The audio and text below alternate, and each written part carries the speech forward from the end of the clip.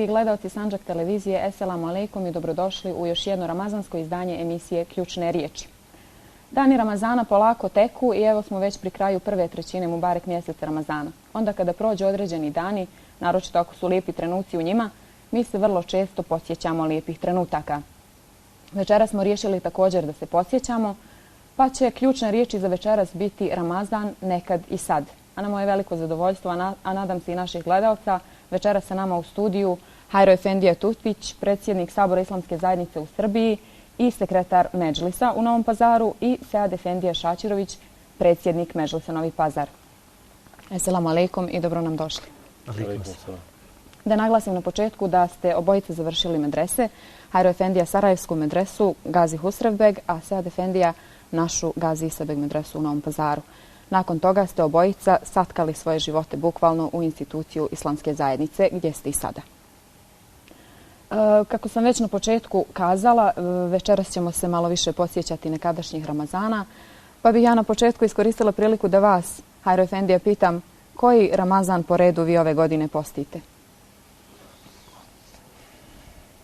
Na samom početku želim da poselamim vaše gledalce i da im čestitam Ramazan i Šerif sa željom i molbom dragom Allahu Đelešanuhu da ovaj ostatak mjeseca Ramazana provedu i onako kako će Allah Đelešanuhu biti zadovoljan sa njima i da to bude u ibadetu, u Allahovom oprostu, jer kako kažete vi, mi izlazimo iz prve dekade mjeseca Ramazana gdje Allah prosipa rahmet, ulazimo u drugu gdje prosipa svoj makfiret i na kraju će biti oprost od grijeha i oslobađanje od džehennemske vatre, one koji su postili. Vrijeme koliko ja Ramazana postim ne bih mogao kazati, ali otprilike se sjećam da mi je prvi Ramazan bio negde 58.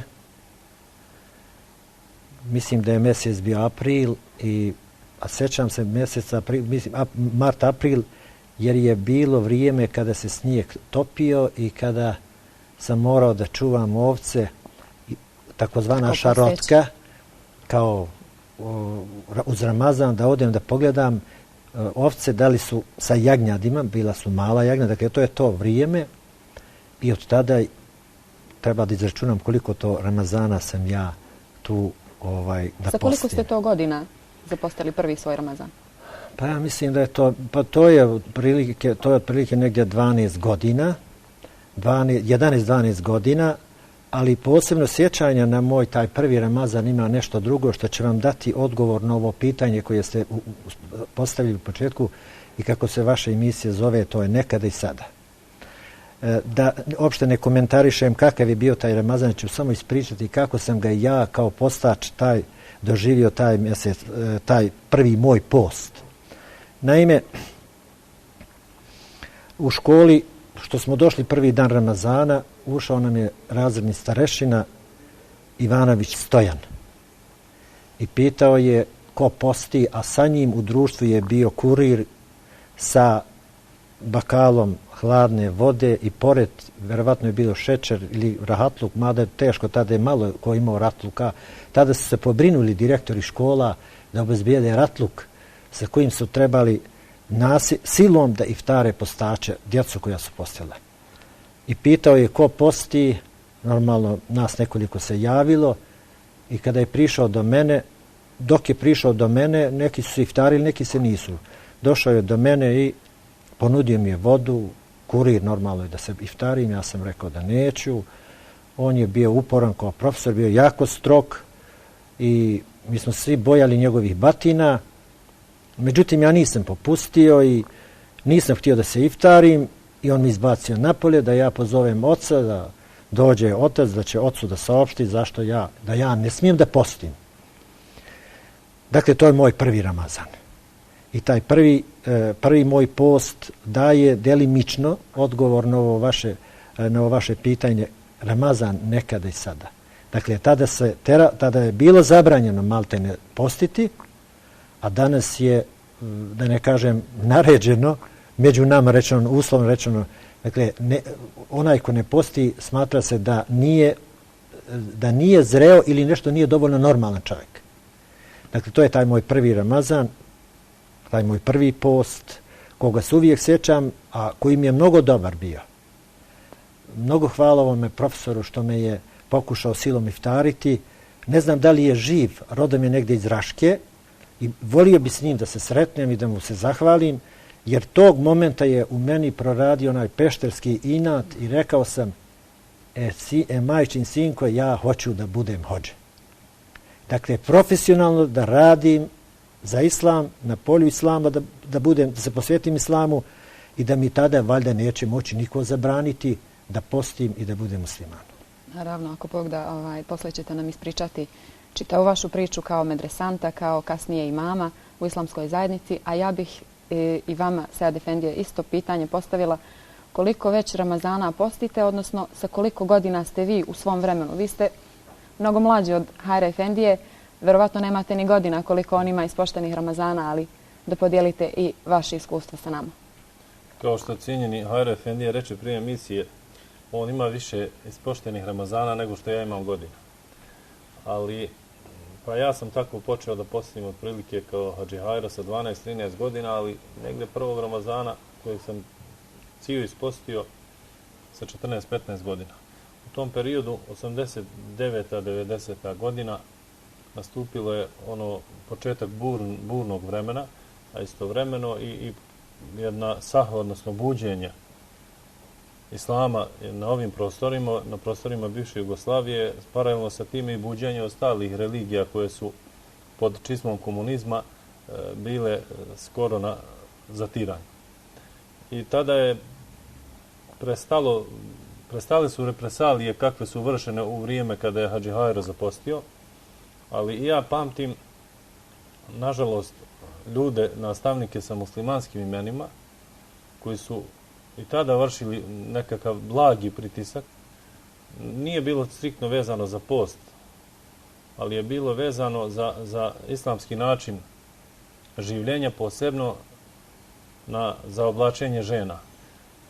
Moja majka i moja tetka, mislim da su jedne od rijetkih žena ili zadnje žene u Novom Pazaru koje su tumajlije i dimije zamijenile sa sadašnjom odjećom. Možda se Hadži Hajro toga i sjeća. I jedan od nastavnika, koji je po imenu musliman, se ismijavao sa takvim načinom odjevanja.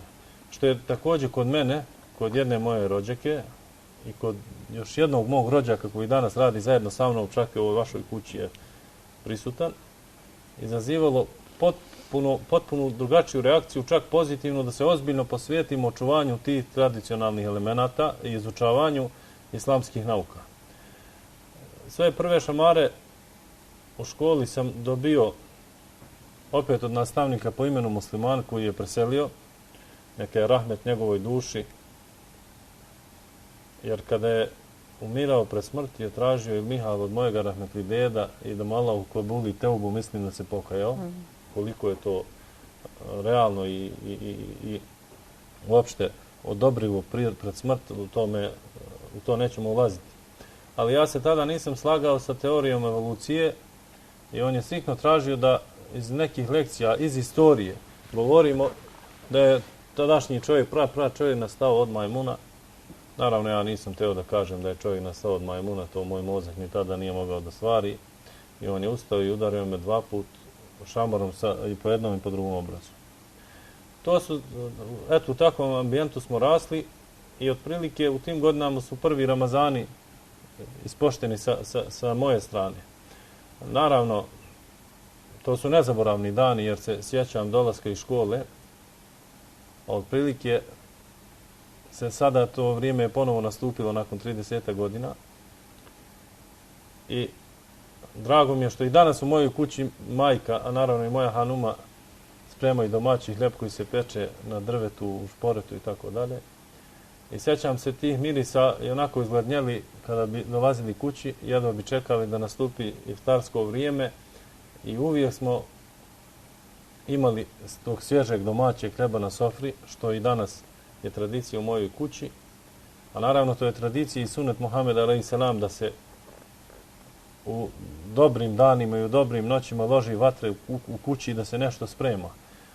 Pa ako i sa te strane pravimo paralelu, u današnje vrijeme ima mnogo rahatluka, današnje snahe, kupuje im se gotova hrana, ne mije se hleb, čekaju se u redove za naše pazarske pitice, što ima svoju draž, ali smo oni koji to ne dožive, taj miris u svojoj porodici i svo ono spremanje i vrzmanje oko sofre i oko trpeze i oko hastala gdje se to sprema i oko kuhinje, svi su na gubitku. Tu se gubi taj miris Ramazana i on se ne može doživjeti isto u redu za piticu i isto u svojoj kući gdje se ta pitica sprema. Tako da te uspomene kod mene nisu i sahle, jer i danas i svakodnevno obnavljamo u svojoj kući. Nakon vašeg završetka, odnosno nakon završetka osnovne škole, da upravo to, vi ste obojica dakle riješili, kako sam primijetila iz vaših odgovora, obojica zbog nekakvih negativnih događaja u osnovnoj školi, obojica ste riješili da se posvetite izučavanju islama, pa ste upisali medresu. Znamo, poznato nam je da i dan danas učenici medrese bivaju raspoređivani na ramazansku praksu. Kakva su vaše iskustva kada ste bivali raspoređivani kao efendije, jer već tada počinju ljudi da vas oslovljavaju sa efendija? Prije nego odgovorim na to pitanje, kažem nešto o tom mom početkom bavljenja imamskim poslom. Želim da napomenem to da sam, mene je naterao nisam ja bio toliko svestan, niti toliko upućen u vjeru, u islam, ljubav prema Allahu, jer to je vrijeme takvo bilo. U mojoj kući jeste, moj otac rahmetli je klanjao svih 5 vakata namaza sa majkom, on je bio imam i muezin. To je bio džemat.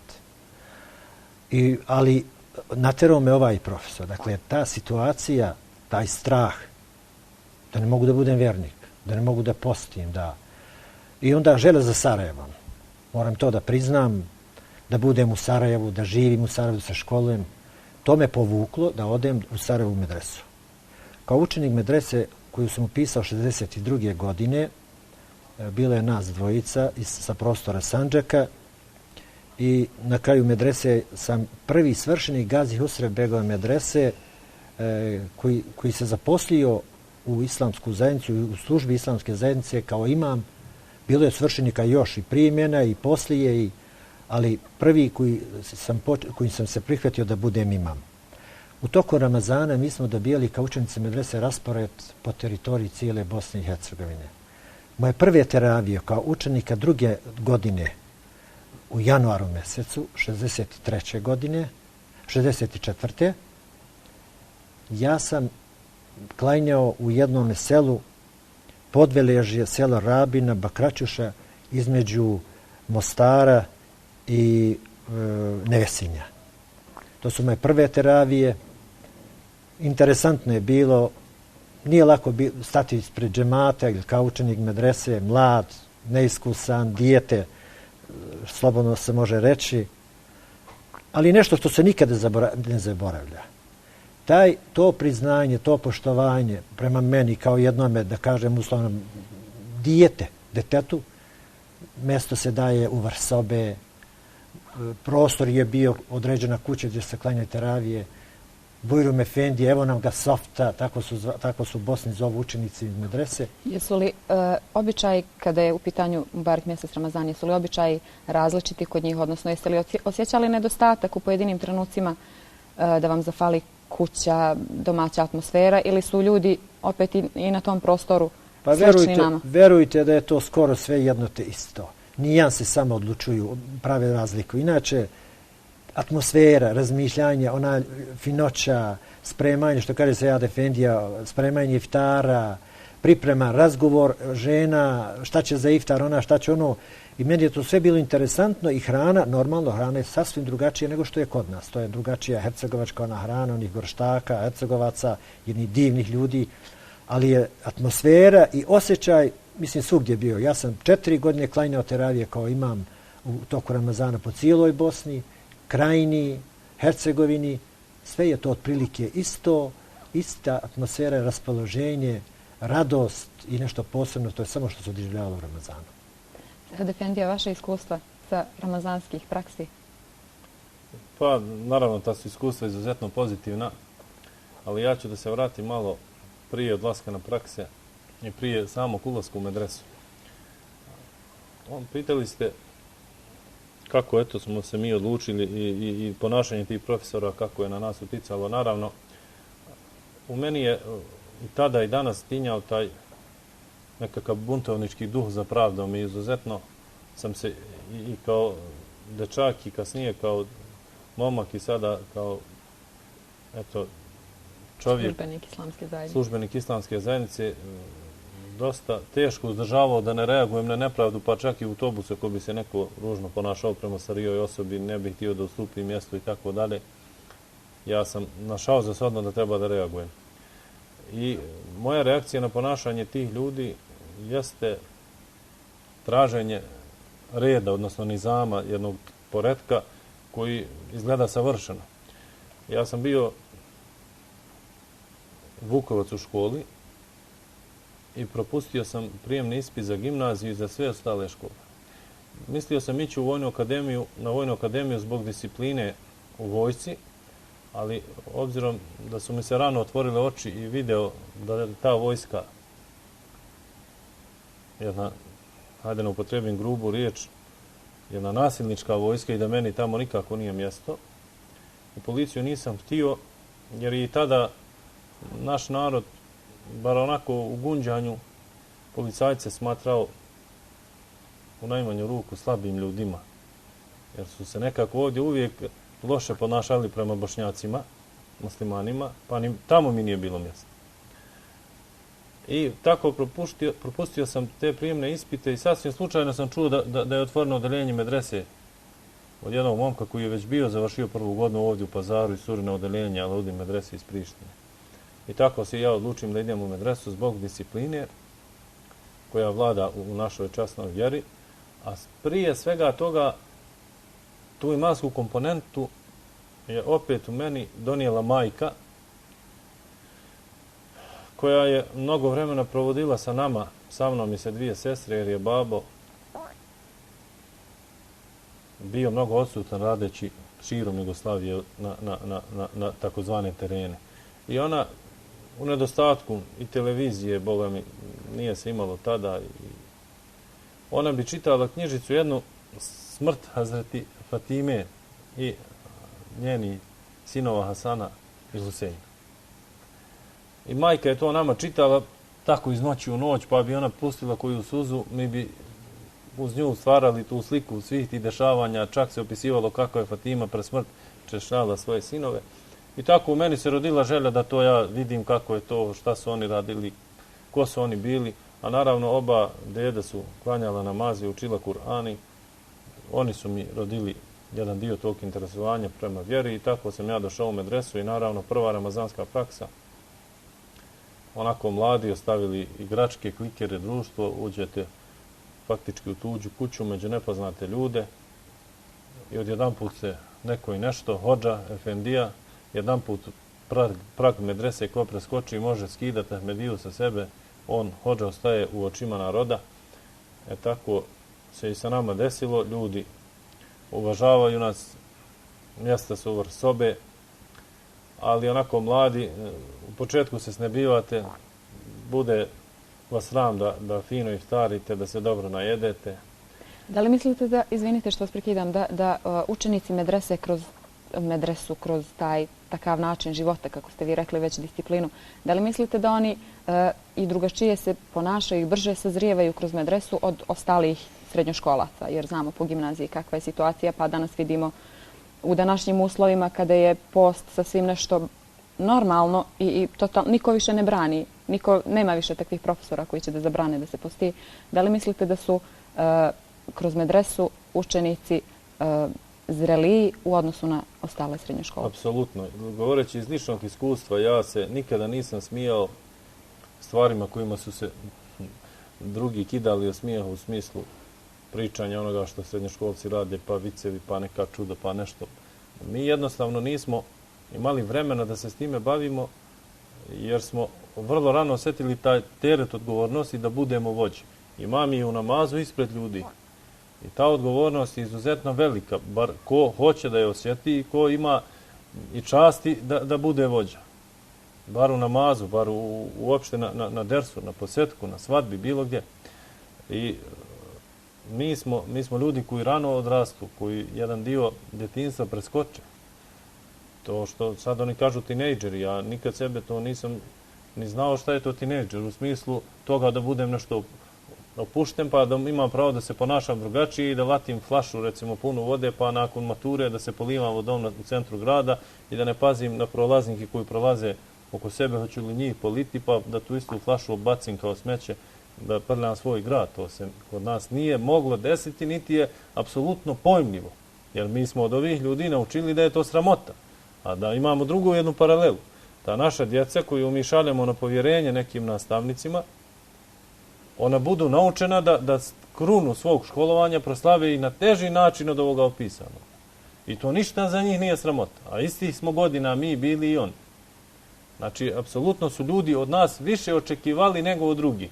I sama ta očekivanja su tražila od nas da zrenemo prije, da stašemo prije, što bi naš narod rekao, Boga mi da se poneka bora na licu pojavi zbog briga, zbog odgovornosti, zbog bojazni od izrečene riječi, zbog svih tih koncentracija od samog namaza, predvođenja teravija, do samog ponašanja u tuđoj kući, da neko vas ne shvati pogrešno, da ne uzme za zlo nešto što vi u tom mladalačkom naletu i duhu možete da kažete, do bojazni i sramote da se istuširate u tuđoj kući, da dugo mislite treba da se istuširam, hoću li pomenuti to ili ne. Znači, ali hvala Bogu što je tako, to je sve od nas napravilo ljude u jednoj ranoj fazi mladosti, pa danas islamska zajednica, slobodno mogu reći, ima izuzetno mladu ekipu, ali najbolju, najjaču i najspremniju ekipu koja odgovara savremenim izazovima na način da je niko ne može poraziti. Obzirom da obojica sada trenutno sudjelujete u radu Medžlisa u Novom Pazaru, kako sam već to na početku naglasila, hoću da mi sad napravite paralelu kakve su aktivnosti nekada bile. Šta je to? Je li postojalo ograničenje ikad, pošto ste vi u tom, da kažem, težem periodu vremena živjeli, je li postojalo ikakvo ograničenje od strane vrhovnog režima šta islamska zajednica smije, a šta ne smije da realizuje? To je postoji jedan kontinuitet sprečavanja ne razvoja vjerskog života, nego održavanje, preživljavanje vjere. Dakle, to je i administrativnim putem se je to na neki način sprečavalo. Naime, kada je u pitanju Ramazan, prije nego na 20 dana prije Ramazana, svi odbori Medžlisu su morali na vrijeme dostaviti spisak vlasnika kuća u kojima bi se klanjale teravije. Pošto tada nije imalo džamije u Novom Pazaru, pogotovo na seoskom području, a kada sam počeo raditi nije imala ni jedna džamija. Kasnije su se počele graditi u Požegi, u Sebečevu, zatim u Kruševu, ali u Pazaru je bilo 17 džamija. Dakle, klanjalo se je u privatnim kućama. Na 54 mjesta se tada klanjalo. Dakle, preko 40 mjesta se klanjalo u privatnim kućama. Da bi se mogle klanjati teravije u jednoj kući, odbor bi morao da podnese zahtjev SUP-u, spisak vlasnika kuća, da se dobije saglasnost, pa tek onda da se klanjaju teravije. Dakle, to je bio propis tako regulisano, a problem druge prirode je bio da bi se to što bolje organizovao Ramazan, odnosno vjerski život u Ramazanu u ono vrijeme. Možete da zamislite kako je to izgledalo. Mi nismo imali aktivnih imama dovoljan broj. Imali smo par džamija u početku kada sam ja počeo raditi koji uopšte nisu imali imame, u nedostatku imama. A ne sad obezbijedimo ramazanske imame. Pa onda bismo imali nekakve kurseve da priučeni ljudi mogu biti ramazanski imami za teravije i onda bi došli kod tadašnjeg glavnog imama Rahmetli Abdullah Efendije Kačapora, Hafiz Abdullah Kačapora, i on bi ga pitao, ja sam prisustvovao tim prijemima, bi ga pitao, prouči mi Elem Terekefe, ko je znao od Elem Terekefe sureta, taj je bio bujuk hođa. A ono, koliko ne zna, ponavljaj ono što znaš i, dakle, problem je bilo bezbediti imame. i mi smo imali tu problema dosta, mada kasnije, kako se medresa počela razvijati i u Sarajevu i u Prištini, bi angažovali imame za Ramazane, bi angažovali učenike iz Sarajevske i Prištinske medrese. Za razliku od vas, Sead Efendija je preživljavao svoje imamske dane kroz jedan drugačiji period. Nisu postojale takve vrste možda zabrana, ali su daleko drugačije pokušaj zabranjivanja, odnosno osporavanja rada islamskoj zajednici. U poslednjih možda 10 godina nije se desilo da je jedan Ramazan prošao bez nekih problema. Možete li da mi kratko kažete kog Ramazana se vi sjećate kao najljepšeg Ramazana, a kog Ramazana se sjećate po tim nekim najtežim trenucima za islamsku zajednicu? Koliko god da ti napadi od strane onih destruktivnih snaga koje žele da utrnu svjetlo Ramazana na ovim prostorima bili veliki, svaki Ramazan ima svoje čari i vjernik je svjestan da rahatluka na dunjaluku nema, pa sve to stavlja u taj vid borbe i sa samim sobom i borbe protiv onih ljudi koji žele da ga unište. Svi ti Ramazani, pa i oni u vrijeme 90. godina kada sam ja išao u medresu, bili su teški. Sjećam se 90. godina, jednog Ramazana sam ja bio raspoređen u Prijepolje na ramazanskoj praksi i u jednom momentu, pošto sam otišao najprije do Priboja sa svojim drugom iz Priboja, našli smo se sa tim Arkanovcima u vozu, koji su pjevali četničke pjesme, pjesme ružne na račun muslimana, a s tih dana je nešto prije ili kasnije su bile one otmice u Sjeverinu i paljenje bukovice u Pljevljima i orgijanje tih ljudi po Prijepolju i Priboju. U takvom ambijentu smo mi išli na ramazansku praksu. I ja se sjećam te prakse u Velikoj Župi, onako neiskusan, da ne bi išao gologlav, jer sam smatrao da je sramota da ja kao hodža ranije je važilo pravilo da je sramota. Idem gologlav i grehota. Ja sam tamo kod jednog džematlije našao fes. I onako kroz Župu idem s tim fesom, sjećam se reakcije ljudi, pa ja onako me začuđeno gledaju, ali ja nisam znao da to njima smeta. Jednima smeta, a drugi se boje. Jer ja mogu da izazovem negativnu reakciju tih što im smeta, pa da se oni osvete ovima što se boje. I onda je neko prišao meni i kaže, slušaj, bilo bi dobro da makneš fes, bolje je da nađeš onu pravu hodžansku kapu, misleći na Ahmediju, kaže, sa onim bijelim, jer će svako znati da si hodža i drugačije će biti, a fes se doživljava kao provokaciju ovim ratnim danima, obzirom da besni rat u Bosni, ti kao fes je simbol Bošnjaka i tako dalje, to moraš pod hitno maći. Eto, ja sam zaista odmah poslen taj fes i makao zamijenio bijelom kapom i tako dalje. Znači, još tada ti Ramazani kao učenicima medrese su zaista bili teški, a danas u zadnjih 10 godina i kao imam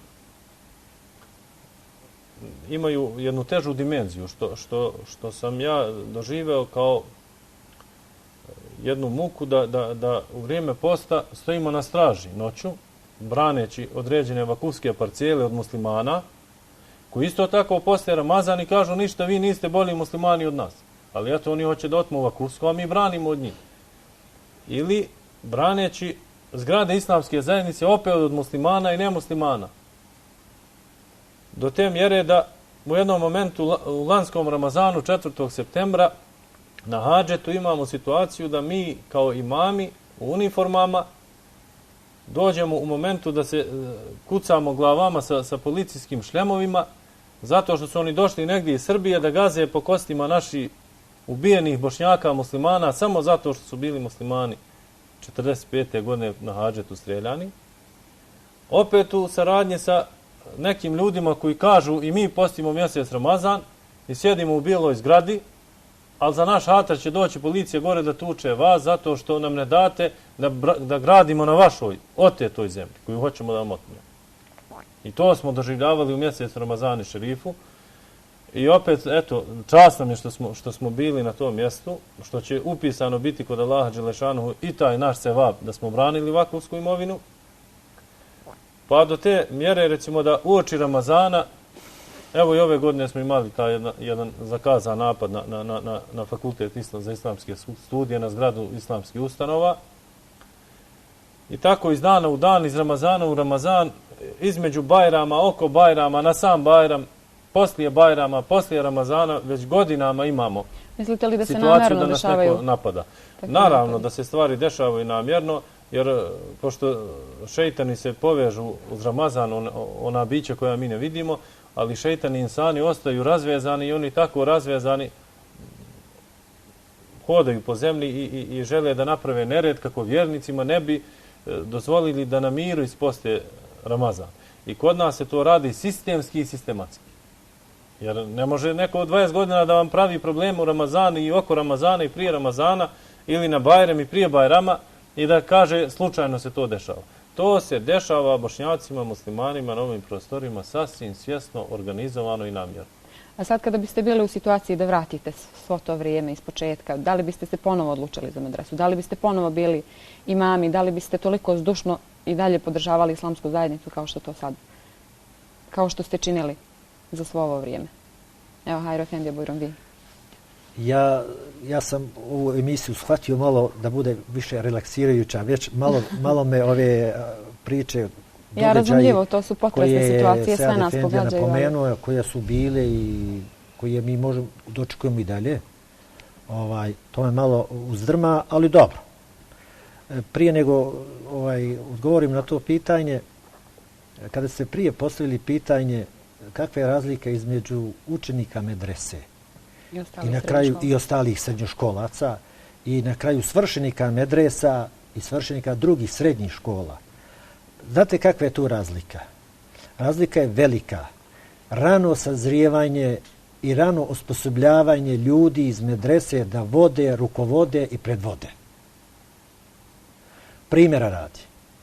Ja sam došao tu u Novi Pazar sa Pešteri, jedno, kako su to vikali, jedno seljače sa Golobrado sa Pešteri, došlo nam je tu i odmah nakon nepunih 10 godina postavljen, izabran na najlegitimniji način, legalniji, legitimniji, kako god hoćete, način za predsjednika Vakufskog odbora.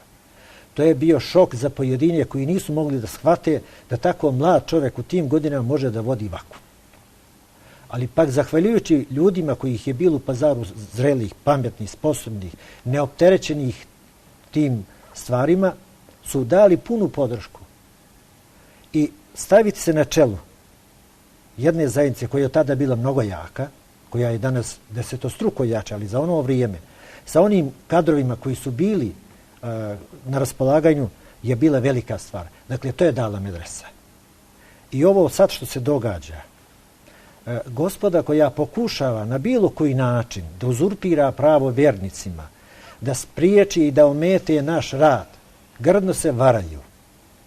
Jer oni ne znaju koliko smo mi i spremni, malo je neskropno, i sposobni da to sve čuvamo, štitimo i branimo u ime Allaha Đelešanuhu, a opet za dobrobit drugih.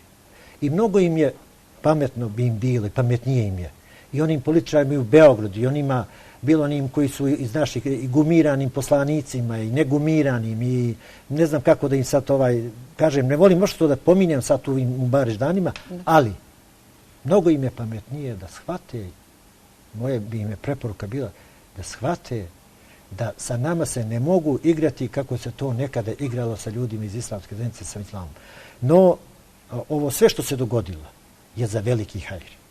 Vjerujte mi, da je meni neko prije 15-20 godina rekao da ću ja biti tu sa ovim momcima i da ću ja odlazim od kuće, uzimam abdest i odlazim od kuće, treba da idemo da branimo islamske ustanove, ja se na neki način opraštam od porodice. Mislim, idemo na hadžet, idemo da branimo i u tom smislu pukle, tu više nema nikakve perde, nema koprene, nema straha. Kada se to javi kod mene starog čovjeka u ovim godinama, mogu tek da pretpostavim kako to doživljavaju mladi ljudi.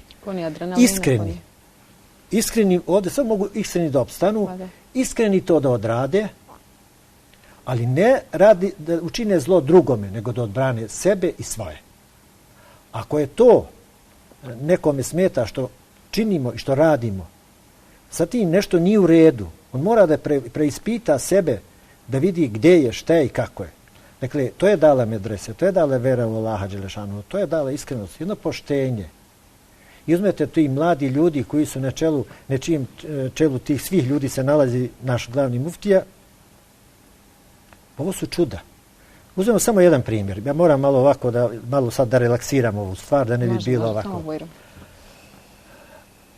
Kada mi se postavi pitanje nekada i sada, Dženana, tvoja porodica, nekada i sada, daje izvanredno dobar odgovor. Nekada tvoj rahmetli dedo, rahmetli Ridvan, Mula Ridvan, koji je došao kod mene 70 i neke godine u Pazar, traži dokumenta oko penzije nešto bilo ili ne znam, kao učenik Novopazarske medrese, ispričao mi je gdje radi, da je to negdje u Bihoru. I za naše prilike, kad bi neko pomenuo u Bihoru, to kažu neuzubilja. I kaže, ja sam tamo imam. On je bio jedan imam u jednom velikom prostoru Bihora. U to vrijeme. U današnje vrijeme od njegovog pojasa nema njegovih, odnosno vaših. Evo primjer mi, jednostavno samo mi je došlo ovako misao jedna na brzine u tome da napravimo jednu paralelu. Kolika je tu promjena? Svi sinovi imami, profesori, ima ih od Pazara preko Sarajeva, Nemačke, Francuske, ne znam gdje ih sve nema, i evo ovdje u televiziji. Jedno od tih si ti njegova unuka, koliko ja znam. Dakle, to vrijeme, ondašnje, koje sam ja zapamtio, toliko volim što sam i ono doživio, a presam srećan što danas uživam u ovoj ljepoti sa mladim ljudima, sa ovim momcima, jakim, spremnim, sposobnim, i da mi danas ovaj Mubarek Ramazan ovako sprovodimo, jer nekada Ramazan u onoj sirotinji, što kaže Sejad Efendija, sofra, miriše, sve ono, mi samo uoči petka ili kad neko hoće da dođe, bi se umjesila pita, u stvari kolpita, nije to bila pita, pita je bilo što mnogo više, nego kolpita, pita u kolu, pa miriše avlija. A uz Ramazan domaćin, da bi pozvao hodžu na iftar, obavezno mora da zovne hodžu, da zovne dio džemata, on je morao da se pozajmi ako nije imao, ali mora da zakole ovcu, ovna, jagnje ili bilo šta i da napravi taj iftar za hater Ramazana. I ima jedan slučaj u mojoj Pešteri gore koji je bio, kaže, hodža svako večer na iftar, kod drugih tamo, Boga mi, nema da se jede, nego jede se lep ječmenica, sok. I hodža na kraju, kada se oprašta, na kraju Ramazana, kaže, braćo moja, aman ja Rabi, i malo kroz suze, kroz plać. Blago onome, kaže, ko zaplače noćas iz žalosti što se oprašta od Ramazana. A jedan od džematlija, malo ovako opušteno, Boga malo mu dosadilo, nije imao dobro da se hrani. Vala, kaže, hočko, tebi je, kaže, ne volje da se zaplačeš. Ti si, kaže, 30 iftara pojeo, kaže, 30 ovnujskih glava. A ja sam ga, kaže, isposteo sa sokom i ječmenicom, da Bog da ako zaplakao, nikad ne zapevao. Dakle, mislim, ovako, to je istini događaj. Dakle, ono vrijeme, postojalo je siromaštvo, ali želja za islamom, za verom, za Ramazanom, mnogo jače nego sada. Upravo to, eto, toliko su ljudi bili siromašni, ali ipak su za te efendije, za te predvodnike džemata upriličili bi uvijek gozbu veliku. Evo sad ovih iftari, izvinjavam se, još ovo halalite mi samo. Vidite ovaj pokušaj ovih iftara u ovako organizacijalno, institucionalno, izvanredno dobra stvar. Međutim, mi moramo poraditi na razvijanju svijesti kod naših džematlija, kod naših muslimana, kod naših majki, kod naših žena, snaha, kćeri, da su voljne, da jedva čekaju da im neko pokuca na vrate da dođe na iftar, da se iftar. Zbog čega? Je li to zbog... Zato što je onaj ko posti, onaj koji iftari nekoga, dobije se vapa koliko onaj što je cijeli dan postio. Dakle, radi se vapa, radi ljubavi, radi zadovoljstva, jer je Ramazan samo jedan Ramazan. Međutim, danas postoji ja to osjećam, vidim, bojazan da neko nekome ne dođe, ne javi se da dođe na iftar. Pa nam je lakše, hajde tamo grupno da se organizuje taj iftar, pa se okupimo. To je lijepo i to treba raditi. I mi ćemo sad, ako Bog da, inšallah, u nedelju u Delimiđu gore u Islamskom centru da organizujemo jedan takav iftar, pa bojrum svi, dođite i vi. Ako Bog da, hvala vam puno. Samo sam još za kraj htjela da kažem, pomenuli ste Islamski centar u Delimeđu, Altun Alem džamija, odnosno Islamski kulturni centar Altun Alem je malo prije Ramazana ponovo otvoren, odnosno puštena je Altun Alem džamija, proklanjana je ponovo.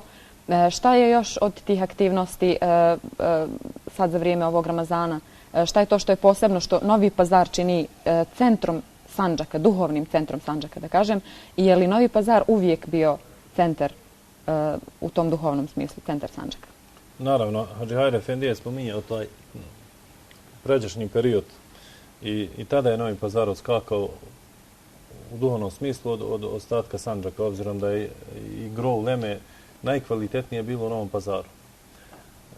Naravno i danas Novi Pazar odskače u mnogome, zato što u našem medžlisu je sjedište Mešihata Islamske zajednice koji ima svoje ustanove, Fakultet za islamske studije, pa i univerzitet internacionalni, pa su tu obdaništa Reuda i Vildan, škola Kur'ana, 2 medrese, muška i ženska, sa više stotina učenika.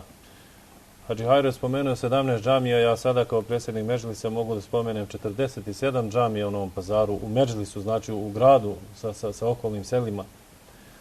To je jedan izuzetno veliki napredak i taj napredak ne može da vidi samo namćor insan koji to ne želi da vidi i nadžija, što bi stari ljudi rekli.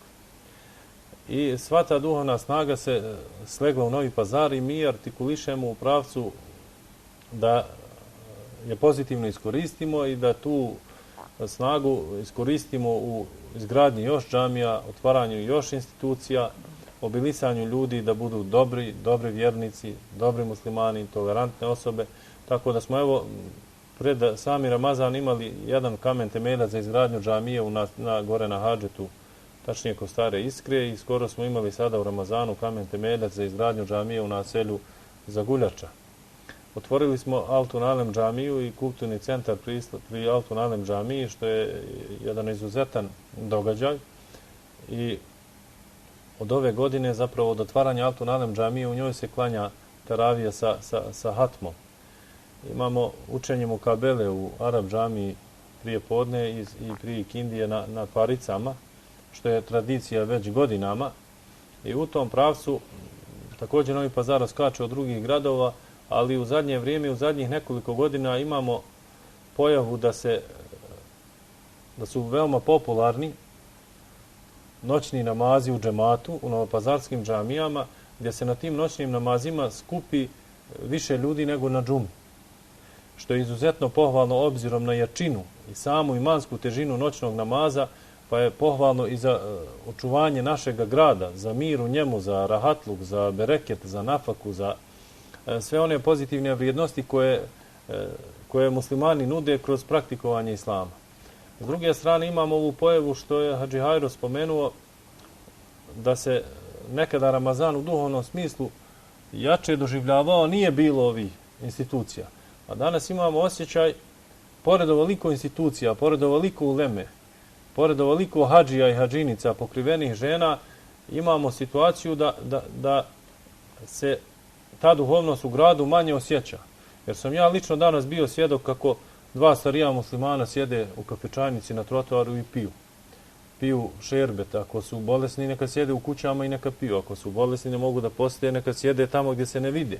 A ne oni da svojim ponašanjem, umjesto da budu primjer omladini, oni su jedan negativan primjer, loš primjer.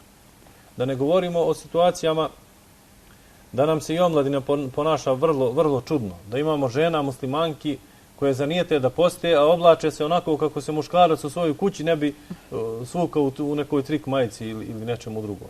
Znači nije post samo ustezanje od jela i pića, nego je post ustezanje od mnogih stvari koje su čak muslimanu van Ramazana dozvoljene, a u Ramazanu nisu. A da ne govorimo o načinu odijevanja. I o muhabetu, o ružnom govoru, o kocki koja nam se dešava svake večeri do sufura. I o mnogo ružnih navika koje su ljudi unijeli u Ramazan i skrnave svoj post.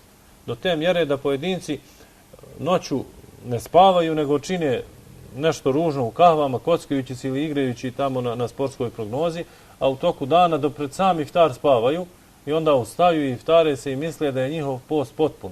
Bože, sačuvaj svakog muslimana od takvog posta. Do te mjere da u duhovnom smislu se dotaknem samo ovoga što je Hajro Efendija rekao oko spremanja iftara. Mi moramo govoriti iskreno i priznati sebi neke stvari. Izuzetno je sjajno kod nas kako je kod drugih, ali to ne treba da se mi sa time zadovoljimo i kažemo mi smo najbolji i mi sad možemo da radimo šta hoćemo. Imamo situaciju da su muslimani nažalost postali robovi svojih kuća, robovi svog namještaja, stilskog ili drugog, modernog, gdje se naše kuće, naše sobe pune izuzetno skupim namještajem. I mi umjesto da sjedimo fino na njega u rahatluku i da ručamo fino na toj svojoj trpezi, mi ćemo radije izaći u neke ljetnje kuhinjice, vani, da jedemo, da se tamo ne bi namještaj zamastio, da se ne bi osjetio taj miris iftara koji je pohvalan da se osjeti.